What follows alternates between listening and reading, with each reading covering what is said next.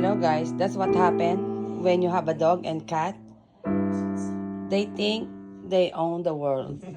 They took my spot. This is my spot when I'm sitting down on the couch. But look at them. Hey, Sapa and Dulce, and they're watching TV, mga kapitbahay. Look at them. See? Hey guys, that's my spot. Come on guys. They don't listen to me, mga kapitbahay. Oh no, look at Sapas. Oh my God, how about Dulce? Dulce doesn't care about it. Oh no, look at them. I mean, look at his hair. He always had great. Huh.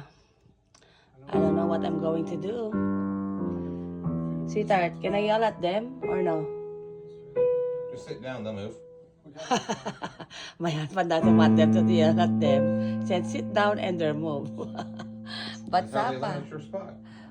but Sapa, look at Sapa. She sleep. Oh my God, poor Sapa. Thank you for watching.